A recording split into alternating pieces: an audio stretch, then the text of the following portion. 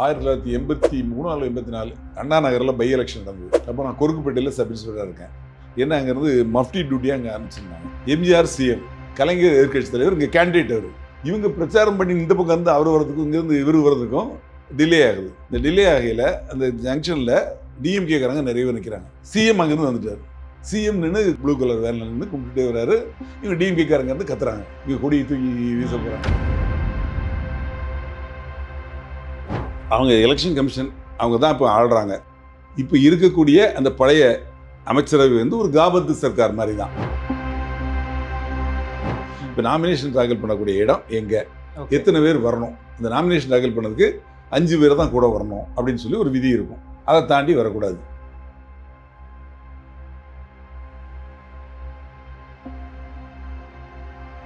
இப்போ 100 பேருக்கு அனுமதி கொடுத்ததா கேள்வி.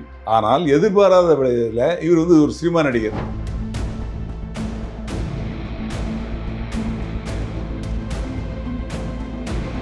அதை தாண்டி அதிகமாக வராங்க அப்படின்னா அவங்க அதை கண்ட்ரோல் பண்ணணும். காவல்துறையும் கண்ட்ரோல் பண்ணுவாங்க. இப்போ காவல்துறை கண்ட்ரோல் பண்ணது தான் காவல்துறையோட பணி. ஆனால் அதே மாதிரி அவங்க ஆட்களை அவங்களும் கட்டுப்படுத்தணும் இல்லையா? காவல்துறை வந்து இப்போ அந்த தொண்டர்களை அடித்து விரட்டினா என்ன ஆகும்? இப்போ 100 பேர் தான் வராங்கன்னா அந்த 100 பேர் வந்து எந்த இடத்துல நிற்பாங்க? அந்த இடத்துல 100 பேருக்கு அதிகமாக வந்தாங்கன்னா அவங்கள எப்படி அங்கே உள்ள விடாமல் வேற இடத்துக்கு அவங்கள வெளியே நிறுத்தி வைக்கணும். அதே மாதிரி இவர் போகிறதுக்கு எந்த வழியாக போகிறாருங்கிறதெல்லாம் சொல்லியிருப்பாங்க. இந்த இடத்துல வந்து பேசுகிறாரு, இங்கேருந்து வந்து இந்த இடத்துல பேசுகிறாரு, இங்கேருந்து பேசி முடிச்சுட்டு அந்த இடத்துக்கு போகிறாரு, இந்த ரூட்டாக போகிறாரு, அதெல்லாம் கரெக்டாக ஃபிக்ஸ் பண்ணியிருப்பாங்க. ரூட் பந்தோபஸ்லாம் போட்டிருப்பாங்க. ஆனால் எவ்வளோ பெரிய வசதியான வாழ்க்கையாக இருந்தாலும் எல்லாத்தையும் உதறி தள்ளிட்டு உங்களுக்காக மட்டுமே வந்திருக்கிறேன். அதாவது திமுகவில் முன்னாடி தொண்டர் அணின்னு வச்சுருப்பாங்க. அந்த தொண்டர் அணின்னு ஒரு டீமே இருக்கும். அப்போ கலைஞர் வந்து வெளியே போய் இது மாதிரி அவங்க எதிர்கட்சி அறிக்கையில் போனாங்கன்னா அவங்க தான் பாதுகாப்பு கொடுப்பாங்க. காவல்துறையும் பாதுகாப்பு கொடுப்பாங்க, அது வேற. ஆனால் பொதுவாக என்ன பண்ணுவாங்க, ஆளுங்கட்சிக்கு அதிகமாக கொடுப்பாங்க, எதிர்கட்சிக்கு கொடுக்கான்னு சொல்லி ஒரு குற்றச்சாட்டு உண்டு. ஆனால் இவங்க அவங்களுக்காகவே உருவாக்கி வச்சுருந்தாங்க. ஏற்கனவே 41 பேர் இறந்து போனாங்க இல்லையா? அதில் கூட என்ன பிரச்சனை அப்படின்னா இவர்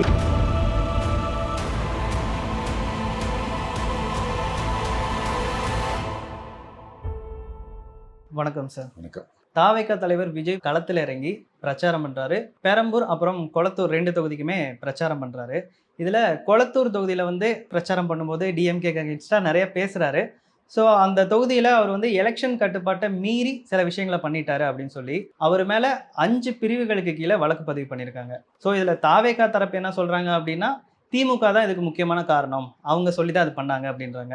இது யார் கட்டுப்பாட்டில் சார் இருக்கும்? இந்த காவல்துறை அப்படிங்கிறது எலெக்ஷன் டைமில் யார் கட்டுப்பாட்டில் இருக்கும்? அதாவது எலெக்ஷன் டேட் அனௌன்ஸ் பண்ணிட்டாங்கன்னா அடுத்த கவர்மெண்ட்டு அவங்க வந்து பதவி ஏற்கிற வரைக்கும் எலெக்ஷன் கமிஷன் கண்ட்ரோலில் தான் காவல்துறை இருக்கும். காவல்துறை மட்டுமல்ல, தமிழக அரசோட எல்லாமே மொத்த நடவடிக்கைகளும் அவங்க கண்ட்ரோலில் தான் இருக்கும். அதனால் இப்போ வந்து அவங்க எலெக்ஷன் கமிஷன் அவங்க தான் இப்போ ஆள்றாங்க.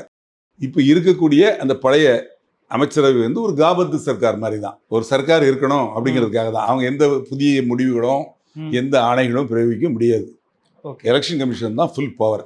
அதே மாதிரி இப்போ நீங்கள் சொன்னீங்களா எலெக்ஷன் அந்த பிரச்சாரம், அந்த பிரச்சாரம் விஷயத்துக்கு அவங்க பெர்மிஷன் வாங்கியிருப்பாங்க. அந்த பெர்மிஷன் கேட்டு இவங்க விண்ணப்பிச்சிருப்பாங்க. எனக்கு ஞாபகம் இருந்தது என்னென்னா, அவங்க இப்போ இங்கே லோக்கல் போலீஸ் கொடுக்கலன்னொடனே டிஜிபி போய் பார்த்தாரு, அங்கேயே ஒரு புகார் கொடுத்தாரு. திருப்பி வந்து எலெக்ஷன் கமிஷனரை பார்த்தியும் எங்களுக்கு வந்து அனுமதி கொடுக்கணும்னு சொல்லி கேட்டார். இந்த 4 தொகுதியில் எனக்கு இது அதாவது நாமினேஷன் தாக்கல் பண்ணிவிட்டு 4 இடத்துல போய் பேசுறதுக்கு பிரச்சாரம் பண்ணதுக்கு அனுமதி கேட்டு கொடுத்துருந்தார்.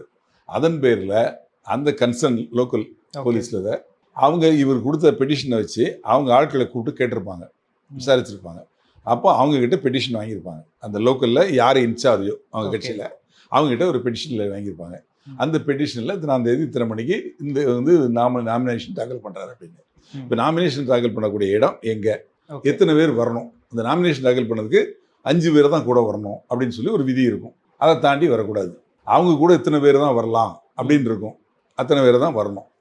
அந்த மாதிரி அந்த இதில் வந்து நிபந்தனைகள் கொடுத்துருப்பாங்க. அந்த நிபந்தனைக்கு உட்பட்டு இவங்க நடக்கணும். அதே மாதிரி அந்த நாமினேஷன் தாக்கல் பண்ணிட்டு வெளியே வந்ததுக்கப்புறம் இவர் எங்கேயாவது பேசுகிறாருன்னா அந்த இடத்துல எத்தனை பேர் கூடுவாங்கன்னு இவங்ககிட்டே கேட்டிருப்பாங்க. இந்த இடத்துல இவர் வந்து பிரச்சாரம் பண்ண போகிறாரு, அப்போ எத்தனை பேர் வந்து வருவாங்க அப்படின்னு சொல்லி இவங்க சொல்லியிருப்பாங்க.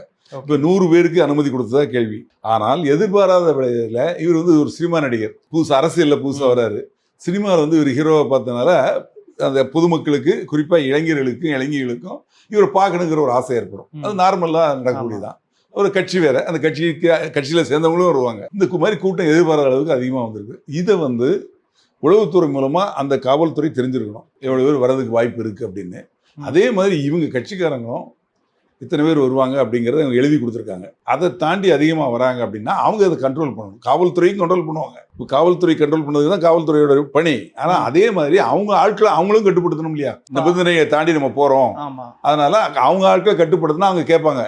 காவல்துறை கட்டுப்படுத்தினா எதிர்த்து வரும் வாக்குவாதமாகும், பிரச்சனையாகும். அந்த மாதிரி பிரச்சனைகள் ஜாஸ்தியாகும். இப்போ அவங்க ஆளுங்க இல்லாம பொதுமக்களா நிறைய பேர், இப்போ ஒரு சினிமா நடிகர் அப்படிங்கறனால பொதுமக்களா நிறைய பேர் வரட்டும் பார்க்கட்டும், அதை பத்தி பிரச்சனை இல்லை. நீங்க முதல்லயே எய்ம் பண்ணுங்க.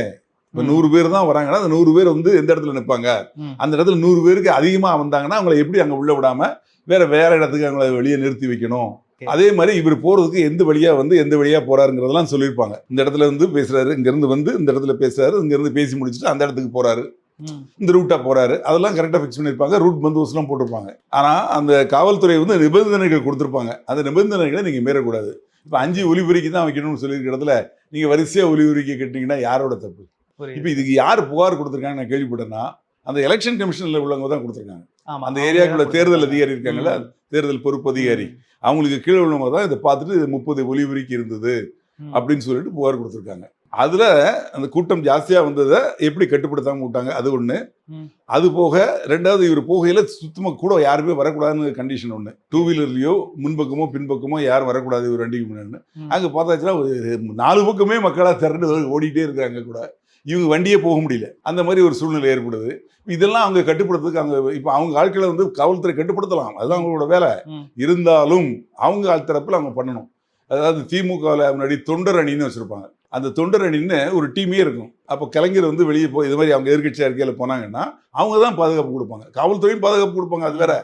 ஆனால் பொதுவாக என்ன பண்ணுவாங்க, ஆளுங்கட்சிக்கு அதிகமாக கொடுப்பாங்க, எதிர்கட்சிக்கு கொடுக்கான்னு சொல்லி ஒரு குற்றச்சாட்டு உண்டு. ஆனால் இவங்க அவங்களுக்காகவே உருவாக்கி வச்சிருந்தாங்க. அதே மாதிரி இவரும் கூட ஒரு 100 பேர் வச்சிருக்காரு பவுன்சர்ஸ். இருந்தாலும் கூட அந்த சூழ்நிலையை அறிஞ்சு அந்த எப்படி நடந்துக்கணுமோ அந்த மாதிரி நடந்துக்கணும். அந்த கண்டிஷனை மீறையில வழக்கு பதிவு செய்வாங்க. இதில் யார் மேலும் சரி, இப்போ ஆளுங்கட்சியா இருக்கிறவங்க அதை மீறி போனாலும் நடக்கத்தான் செய்யும். அந்த மாதிரி வேற ஏதாவது கட்சி மேல அந்த மாதிரி அதாவது பாருங்க, இதே இது டிஎம்கே அன்னைக்கு இப்போ பிரசன்ட் சிஎம் அங்க நாமினேஷன் தாக்கல் பண்றாரு, அதே பெரம்பூர்ல. அவரும் பிரச்சாரம் பண்ண போறாரு. அவங்களும் நிக்கிறாங்க ரோட்ல, பார்த்தா அவங்க டிஎம்கே காரங்களும் நிக்கிறாங்க, இவங்க ஆட்களும் நிக்கிறாங்க. நல்ல வேளை யாருக்குள்ளேயும் தகராறு வரல. ஆனா அவங்க பிரச்சாரம் பண்ண போகையிலையோ இல்ல ஏடிஎம்கே எதிர்கட்சி அவங்க பிரச்சாரம் பண்ண போகையிலையோ இந்த மாதிரி பிரச்சனைகள் வரலையே. அவங்களுக்கு தெரியுது என்ன பண்ணணும் என்ன பண்ணக்கூடாது, அந்த கண்டிஷன் என்ன, வாட் ஆர் த கண்டிஷன்ஸ், அதை உபே பண்ணணும். அதை உபே பண்ணதுக்கு என்ன வழிமுறைகள் அப்படிங்கிறத பார்க்கணும். ஒன்று உங்கள் ஆட்களே நீங்கள் சொல்றதை கேட்க மாட்டேங்கிறாங்களே, நீங்கள் சொல்லணும் ஆட்களை வச்சு. இப்போ பவுன்சர்ஸுங்கிறவங்க நம்ம நாட்டுக்காரங்களே, அவங்க எங்கே ராஜஸ்தான்லேருந்து வந்திருக்காங்க, அவங்களுக்கு மொழி தெரியுமோ என்னமோ தெரியாது. அவங்க முரட்டுத்தனமாக தூக்கி வீசினாங்க பாருங்க, அந்த மாதிரி தான் முரட்டுத்தனம் நடந்துவாங்க. பட் இவங்க தொண்டர்கள், இவங்க கேடர்.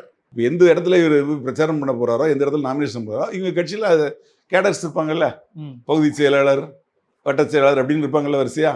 அவங்க ஒரு டீம் இது ரெடி பண்ணி அவங்க இதை பார்க்கணும். ஏன்னா அவங்களுக்கு அந்த பொறுப்பு இருக்கு. அந்த நிபந்தனைகளை மீறுறது அப்படிங்கிறது இவரா நினைச்சு மீதுறல, மக்களா ஓடி வந்தப்போ அவர் என்ன பண்ண முடியும்? அப்போ அதை தடுக்கிறதுக்கு என்ன வழிமுறையை இவங்க முன்னாடி ஏற்பாடு பண்ணணும். அது மாதிரி ஸ்பீக்கர் வைக்கல, இத்தனை தான் வச்சிருக்கணும், அனுமதி கொடுத்துருக்காங்கன்னா தெரியும், யார் அனுமதி கேட்டு கொடுத்தாரோ அது தெரியும். அதிகமாக வச்சிருக்கணும், உடனே ஆஃப் பண்ணப்பா அப்படின்னு சொல்லணும். அப்படி இல்லாத போது அவங்க எலெக்ஷன் கமிஷனில் பார்த்துட்டு அவங்க கேஸ் ரிஜிஸ்டர் பண்ணி. இப்போ அதே மாதிரி அவர் 4 இடங்கள்ல பிரச்சாரம் பண்றதா இருந்தது. ஆனா 2 இடத்தோட நிப்பாட்டிட்டாரு. அதுக்கு என்ன காரணம்னா, அதுக்கப்புறமா போலீஸோட பாதுகாப்பு அவங்களுக்கு இல்லை அப்படின்ற மாதிரி விஜய் சொல்லிட்டு அவர் கிளம்பிட்டாருன்னு சொல்றாங்க. இல்ல அது சொல்லியிருப்பாரு, இல்லைன்னு சொல்லல. ஆனா அன்னைக்கு நான் சொன்னேன் பாத்தீங்களா, முதலமைச்சரும் அங்கேயே நாமினேஷன் தாக்கல் பண்றாரு. அவர் குளத்தூர் தொகுதியில் நிற்கிறாரு, பெரம்பூர் தொகுதியில் இவர் நிற்கிறாரு. 2 பேரும் பக்கத்துல நாமினேஷன் தாக்கல் பண்றாங்க. தாக்கல் பண்ணி இவர் இங்க பேசிட்டு குளத்தூர் நோக்கி போறாரு. அவரு நாமினேஷன் தாக்கல் பண்ணிட்டு அங்கிருந்து வெளியே வர்றாரு. அவங்க கூட்டமும் இவங்க கூட்டமும் அங்க இருக்கிறாங்க. இந்த சூழ்நிலையில இவரை இவருக்கு டைம் டிலே ஆனதே அதுதான் பிரச்சனையே.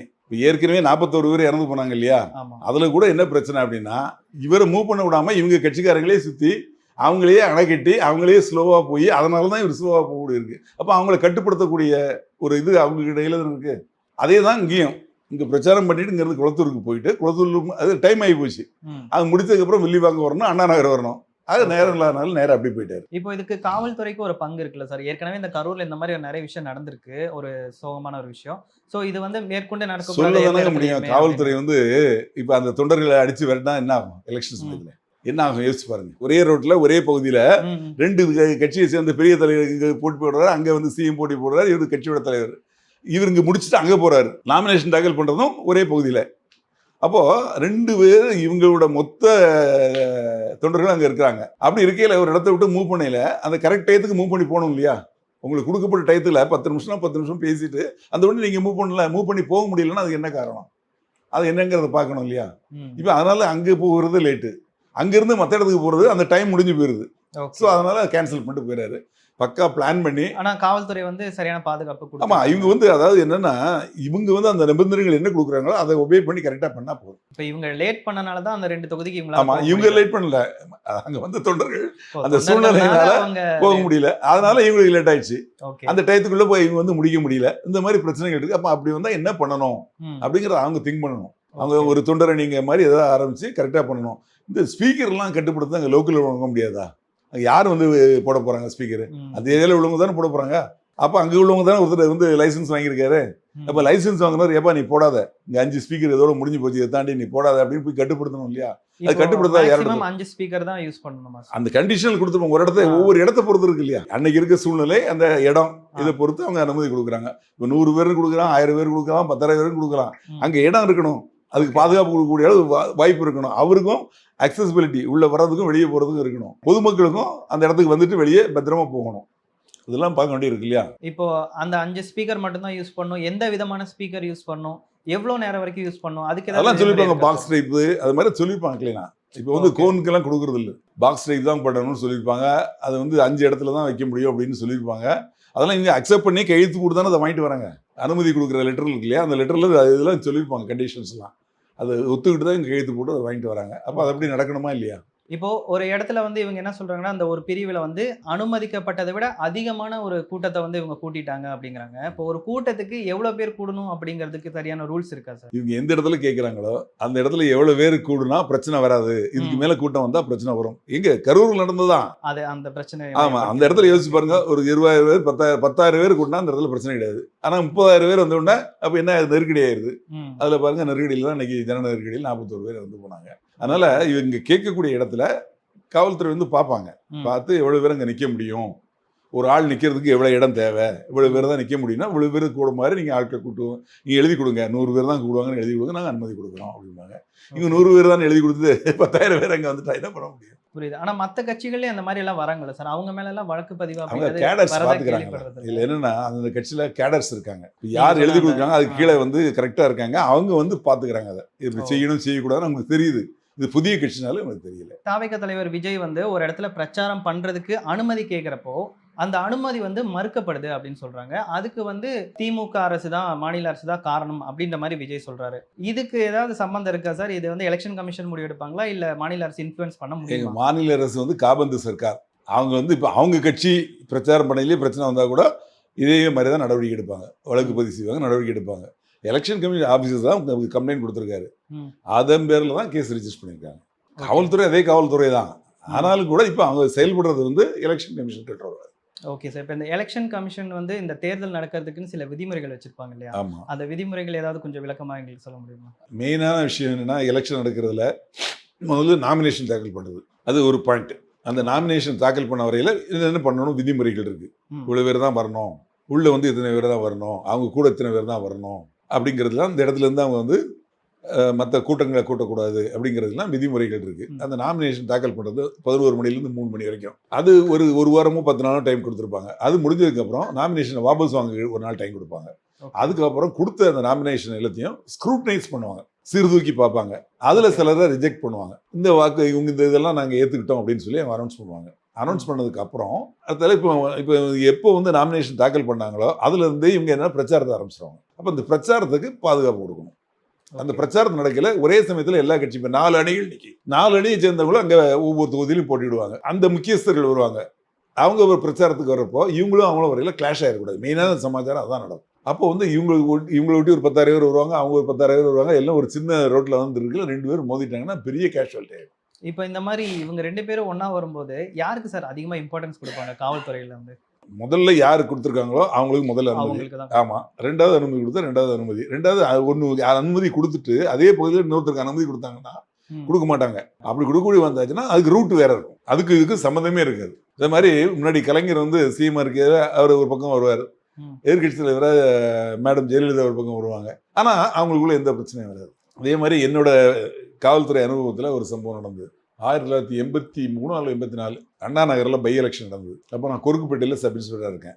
என்ன அங்கேருந்து மஃப்டி டியூட்டியாக அங்கே அனுப்பிச்சிருந்தாங்க. இந்த எலெக்ஷனுக்காக இங்கே ஒரு வாரம் அங்கே இருந்தேன், ஒரு வாரம் 10 நாளுக்கு மேலே இருந்தேன். அப்போது வந்து சிந்தாமணி சூப்பர் மார்க்கெட் இருக்கு இல்லையா, அந்த இடத்துல என்ன வந்து மஃப்டியில் நிற்கிறாங்க, யூனிஃபார்ம் போலீஸ் இருக்காங்க. அது போக மஃப்டியில் சிலரை போட்டு வாட்ச் பண்ணி என்ன ஒரு சுச்சுவேஷன் வந்தால் ஹேண்டில் பண்ணுங்கன்னு சொல்லியிருக்காங்க. வேற ஒன்றும் கிடையாது, மோதல் தகராறு நடக்கக்கூடாது பார்த்துங்க. அந்த சமயத்தில் அன்னைக்கு வந்து அந்த எலெக்ஷன் லாஸ்ட் டேட் பிரச்சாரத்துக்கு எம்ஜிஆர் சிஎம், கலைஞர் எதிர்கட்சி தலைவர், இங்கே கேண்டிடேட் அவரை எதிர்த்து HV ஹாண்டே நிற்கிறார். அப்போ அந்த சிந்தாமணி சூப்பர் மார்க்கெட் ஜங்ஷனில் 2 பேருமே வராங்க.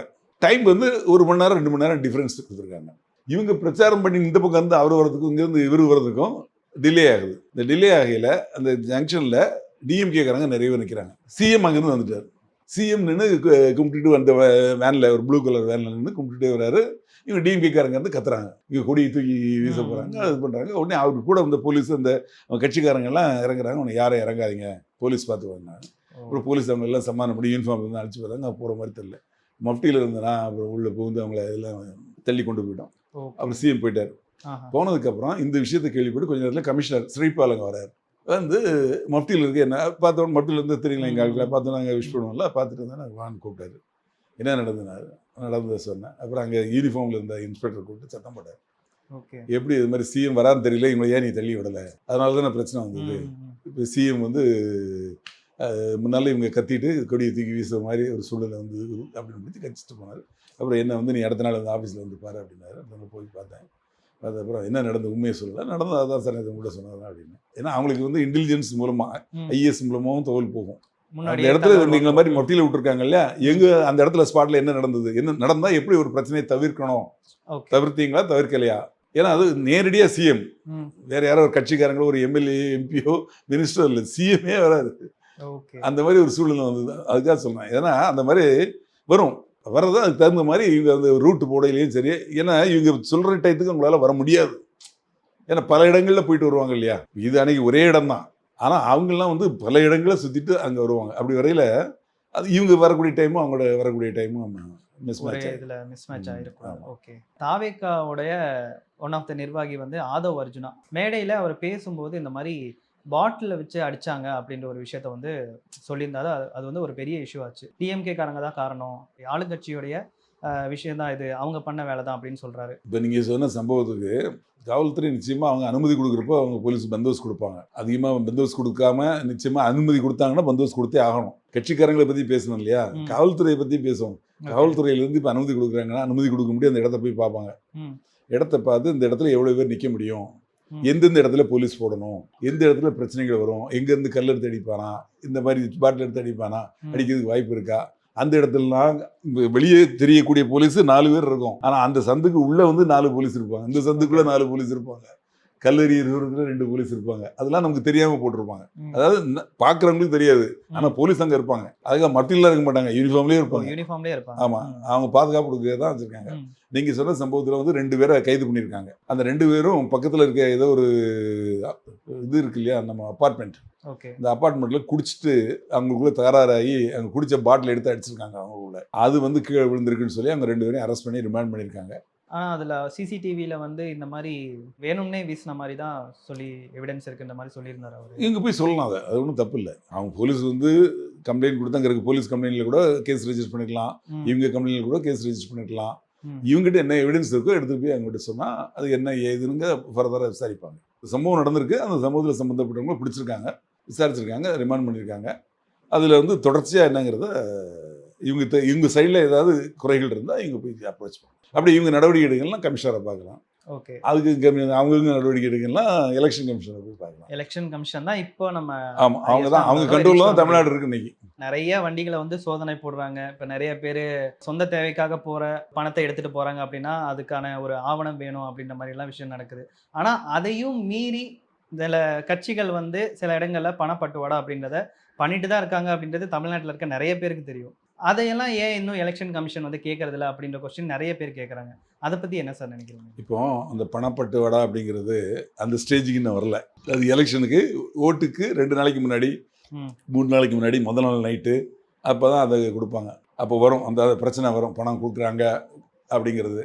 அதனால இப்போ பட்டுவாடா பண்ணுற மாதிரி யாருமே எந்த கட்சிக்காரங்களும் அதை மாதிரி சொல்லலை, எந்த பத்திரிகையிலையும் அதை மாதிரி சொல்லலை. பரிசு பொருள் இங்கே வச்சுருந்தாங்க, அந்த ஸ்டோரேஜ் எங்கே இருக்குதுன்னு பார்த்து அங்கே வந்து கைப்பற்றியிருக்காங்க அப்படின்னு வருது. இந்த தனிப்பட்டது அங்கே ஒரு கம்பெனி வச்சுருக்காங்க, பணத்தை எடுத்துகிட்டு போகிறாங்க. அந்த மாதிரி இருந்ததுன்னா அதுக்கு அவங்க வந்து அந்த பணத்தை அவங்க கைப்பற்றி அவங்க வந்து அரசாங்க கருவூலத்தில் ஒப்படைச்சிருவாங்க. ஓகே. இவங்க வந்து அதோட ரெக்கார்ட்ஸை கொண்டு போய் காட்டி அவங்க அதை திருப்பி வாங்கி. இப்போ ஆவணம் அப்படின்னு சொல்கிறது வந்து இப்போ நானே வந்து ரொம்ப நாளாக ஒரு அமௌண்ட் சேர்த்து வச்சுருக்கேன். ஒரு 2 லட்ச ரூபா என் கையில் சேர்த்து வச்சுருக்கேன். நான் ஒரு வண்டி வாங்குறதுக்காக வெளியில் போயிட்டுருக்கேன் அப்படிங்கும்போது அவங்க அந்த பணத்தை பறிமுதல் பண்ணிட்டாங்கன்னா எனக்கு என்ன ஆவணம் சார் இருக்குது? எப்படி நான் அதை வந்து என்னோட பணம்? நீங்கள் வண்டி வாங்க போகலன்னு என்ன வண்டி வாங்கலாம்னு சொல்லிட்டு 4-5 வண்டியோட இதெல்லாம் வச்சுருப்பீங்கள்ல, அந்த ஷோரூமில் போய் முதல்ல பார்த்துட்டு வந்துருப்பீங்க. பார்த்து உங்களுக்கு எது பிடிச்சிருக்குன்னு சொல்லி அவன் வந்து ஃபார்ம் நோட்டு கொடுத்துருப்பான்.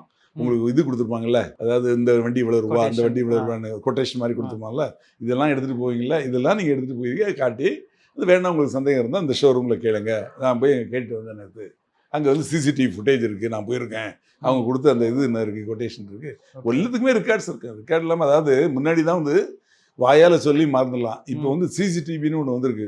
இது வந்து எப்படின்னா இது மறைக்கவே செய்யாது, பொய் சொல்லவே செய்ய. ஒருத்தன் வந்து சாட்சி நான் நேரடியாக இந்த கொலையை பார்த்தேன் அப்படின்னு இன்னைக்கு சொல்லிட்டு கோர்ட்டில் போய் நான் பார்க்கலைங்க, அப்போ அன்னைக்கு சொன்னேன் நான் சொல்லவே இல்லை, அவங்க எழுதிட்டாங்க அப்படின்னு சொல்லலாம், பிறல் சாட்சியாக மாறலாம். ஆனால் இது பிறல் சாட்சியாக மாறாது.